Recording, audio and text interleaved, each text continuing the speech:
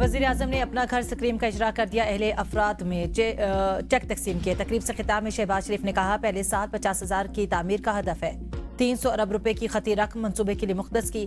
5, 7 और 10 मरहले के घरों की सहूलत फराहम की जाएगी। बैंकों के जरिए कर्जों की फराहमी शुरू कर दी। कर्जे का मार्कअप सिर्फ 5% मुकर्रर है। 1 करोड़ रुपए तक कर्जा हासिल करने की सहूलत दी गई।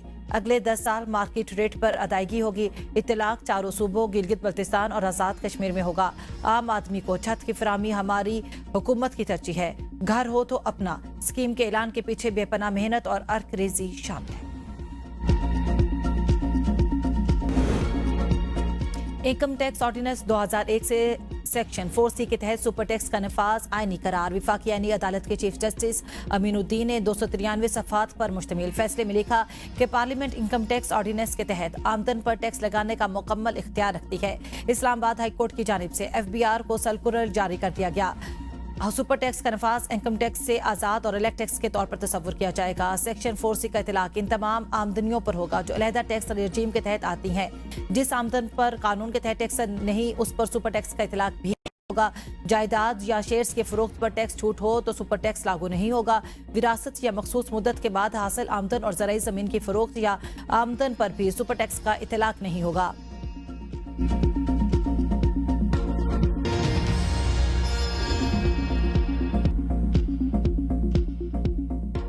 ईरान के पास जौहरी हथियार नहीं होने चाहिए। शराफत छोड़ दी, अब अच्छा बनकर नहीं दिखाऊंगा। ईरान जल्द होश के नाखुन ले।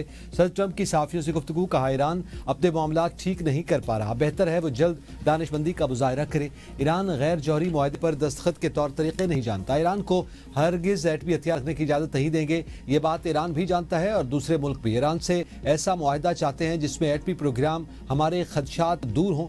जौहरी प्रोग्राम तर्क करने के मुआहदे तक मुहासरा खत्म नहीं होगा।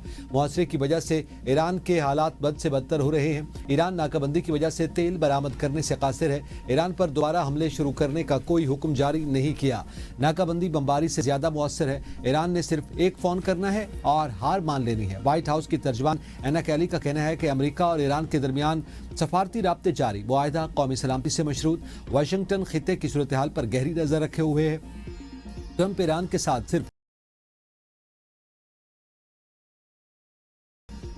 ऐसे किसी भी मुआहदे का हिस्सा बनेंगे जो अमेरिकी कौमी सलामती को अव्वलीन तरजीह दे। अमेरिका किसी भी कमजोर या गैर मुतवाज़न मुआहदे की हिमायत नहीं करेगा। ईरान जंग के बाद पहली बार अमेरिकी वजीर जंग और जनरल डेन केन कांग्रेस की कमेटी के सामने पेश। कमेटी के सख्त सवालात वजीर जंग लाजवाब। रुकने कांग्रेस रुखना ने पूछा, ईरान में एक स्कूल मुतासर हुआ और बच्चों की अमवात हुई। उस ऑपरेशन की माली लागत अमेरिकी टैक्स दहिंदगान को कितनी अदा करना पड़ी, जिस पर अमेरिकी वजीर जंग खातिर खा जवाब न दे सके। कहा, ताहाल तहकीकात के मरहले में है, अमेरिका को महफूज बनाने के लिए काम कर रहे हैं। डेमोक्रेटिक रुकने कांग्रेस जॉन ग्रेमेंडी ने वजीर जंग पीट हेग्सेथ को आड़े हाथों ले लिया। कहा, पीट हेग्सेथ और ट्रंप पहले दिन से अमेरिकी अवाम से झूठ बोल रहे हैं। ट्रंप जंग करके मशरिक वस्ता की दलदल में धंस चुके हैं। ईरानी क़यादत और ईरान की फौजी सलाहियत आज भी कायम है। तनाज़े ने ईरान, चीन के रूस और शुमाली कोरिया से ताल्लुकात को मजबूत कर दिया है। ईरान से जंग अमेरिका का खुद को लगाया गया जख्म साबित हो रहा है। वज़ीर जंग पीट हेग्सेथ ने कहा, अमेरिका को बड़ा चैलेंज बैरूनी नहीं बल्कि अंदरूनी सियासी इख्तिलाफात से दरपेश है। कांग्रेस के बाज़ डेमोक्रेट्स और चंद रिपब्लिकन रहनुमाओं के बयानात गैर जिम्मेदाराना और मायूस कुन हैं जो कौमी सलामती के बयानियों को नुकसान पहुंचा रहे हैं। कमेटी अरकान ने कहा कि यह जंग क्यों जरूरी थी, जिस पर वज़ीर जंग और जनरल डेनकिन तसल्ली बख्श जवाब न दे सके। अमेरिकी वज़ीर जंग को कमेटी में पेशी पर मुजाहिरीन ने भी घेर लिया। उनके खिलाफ जंगी मुजरिम के नारे लगाए। अमेरिकी वज़ीर दिफा की खामोशी, साफियों के सवालात पर भी कोई रद्द अमल जाहिर न किया।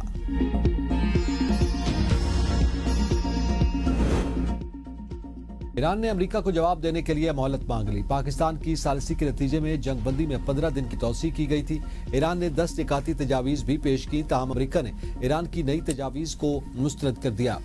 तजावीज़ में जौहरी प्रोग्राम का जिक्र नहीं था। ईरान ने नई तजावीज़ पर सुप्रीम लीडर से मुशावरत के लिए मोहलत तलब की। जल्द अमेरिका को जवाब से आगाह कर दिया जाएगा। ईरानी पार्लियामेंट के स्पीकर बाकर कालिबाफ कहते हैं, फौजी और सियासी क़यादत मुकम्मल इत्तेहाद के साथ और रहबर इनकलाब की हिदायत के मुताबिक मुल्क की उमूर चला रही है। दुश्मन अब नए मरहले में दाखिल हो चुका है। बहरी नाकाबंदी और मीडिया प्रोपेगेंडे के जरिए मुआशी दबाव और अंदरूनी तकसीम पैदा करने की कोशिश की जा रही है। ईरानी अवाम दुश्मन की इस चाल को भी नाकाम बनाएंगे और मुल्क को कमजोर नहीं होने देंगे। ईरान के नायब वज़ीर ख़ारिजा خارجہ سعید خطیب زادہ کا کہنا ہے کہ حالیہ تنازع کا حل جنگ میں نہیں، سفارتکاری بدستور آگے بڑھنے کا واحد راستہ ہے۔ سفارتکاری کی جگہ ہر راستہ غیر مقبول ہوتا ہے۔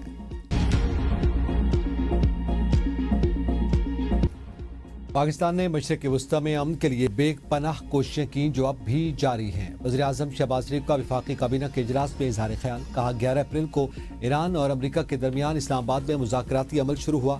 فریقین کے درمیان 21 گھنٹے طویل نشست ہوئی۔ ایران کے وزیر خارجہ عباس عراقچی نے بھی پاکستان کا دورہ کیا۔ ایران پاکستان کا ہمسایہ اور برادر ملک ہے، خطے میں امن کے لیے کوششیں جاری رہیں گی۔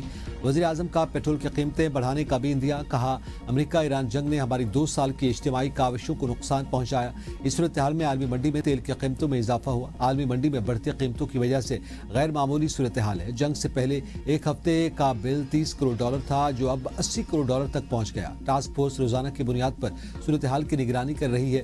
جمعہ کو تیل کی قیمتوں کا دوبارہ تعین کرنا ہے۔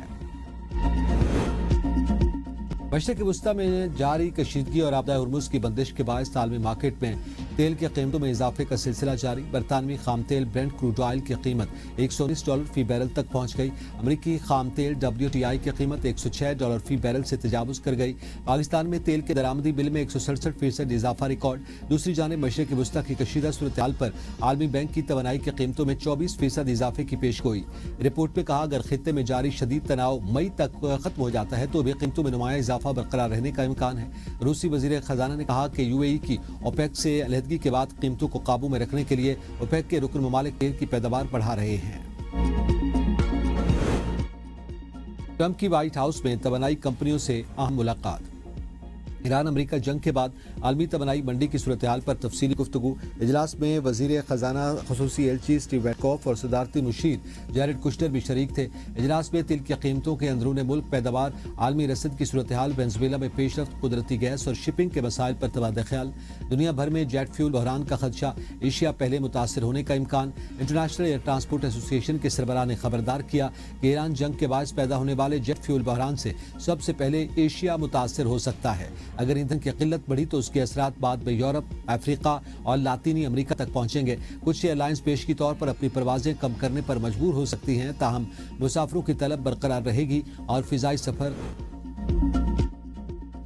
امریکی فوج نے بحیرہ عرب میں ایک اور مشکوک جہاز روک لیا۔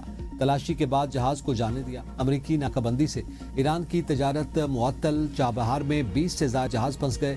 سینٹ کام کے مطابق ناکہ بندی سے قبل ایران کی بندرگاہ چابہار پر روزانہ اوسطاً 5 جہاز نظر انداز ہوتے تھے۔ ناکہ بندی کے باعث اب 20 سے زائد جہاز رکے ہوئے ہیں۔ امریکی افواج نے ایرانی معاشی سرگرمیوں کو محدود کر دیا، جس سے بحری تجارت متاثر ہو رہی ہے۔ ایران کا امریکہ کی جانب سے جہازوں کو قبضے میں لینے پر اقوام متحدہ سے شدید احتجاج۔ آبدہ ہرمز میں جہازوں کو روکنا اور اثاثے ضبط کرنا سمندری قزاقی قرار دے دیا۔ UN سیکریٹری جنرل کو خط میں ایرانی مندوب نے مطالبہ کیا کہ اقوام متحدہ امریکہ کی تحویل میں لیے گئے جہاز چھوڑنے کا حکم دے۔ امریکی اقدام کی علاقائی اور عالمی سیکیورٹی پر سنگین اثرات مرتب ہو سکتے ہیں۔ واشنگٹن کو ان اقدامات کے نتائج کی مکمل ذمہ داری اٹھانا ہوگی۔ ایرانی عہدیدار محمد اکبر زادہ کا کہنا ہے کہ امریکہ کی کسی نئی غلطی پر سرپرائز تیار ہے۔ ایرانی نیوی ہر ممکن صورتحال سے نمٹنے کے لیے مکمل طور پر تیار ہے۔ Smart targeting.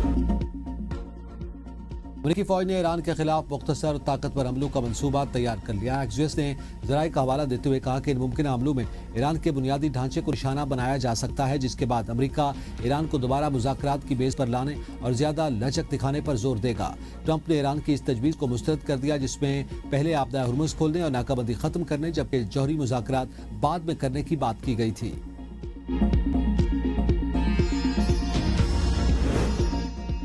اسلام آباد ہائی کورٹ کے 3 ججز کا تبادلہ، سینیارٹی لسٹ میں نمبر تبدیل۔ جسٹس محسن اختر کیانی تبادلے کے بعد لاہور ہائی کورٹ میں سینیارٹی میں 12ویں نمبر پر ہوں گے، جبکہ اسلام آباد ہائی کورٹ میں وہ سینئر ترین جج تھے۔ اسلام آباد ہائی کورٹ میں تیسرے نمبر پر موجود جسٹس بابر ستار پشاور ہائی کورٹ میں 6 نمبر پر ہوں گے، جبکہ جسٹس سمن رفعت سندھ ہائی کورٹ میں سینیارٹی کی فہرست میں 16ویں نمبر پر ہوں گی، جبکہ اسلام آباد ہائی کورٹ میں سینیارٹی لسٹ میں ان کا نمبر 6 تھا۔ اسلام آباد ہائی کورٹ کے 3 ججز کے تبادلے کا نوٹیفیکیشن جاری۔ Bahria Town Karachi money laundering और करप्शन केस में अहम पेशरफ्त। इश्तिहारी मुलजिम मलिक रियाज और बेटे अली रियाज के इंटरपोल के जरिए रेड वारंट जारी कर दिए गए। चेयरमैन नैब ने सहाफियों से गुफ्तगू में कहा, रेड वारंट और रियल एस्टेट सेक्टर में करप्शन के भारी केसेस पर जारी हुए। मलिक रियाज के खिलाफ 900 अरब के जायद के केसेस की तहकीकात मुकम्मल हो चुकी। दोनों की वापसी के लिए दुबई हुकूमत से राब्ते में है। मुलजिम जल्द गिरफ्तार कर लिए जाएंगे।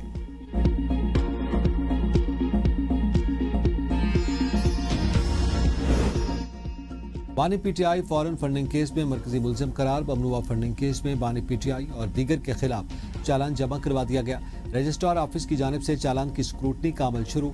बानी पीटीआई के खिलाफ फॉरेन फंडिंग केस आज इस्लामाबाद बैंकिंग कोर्ट में समाअत के लिए मुकर्रर।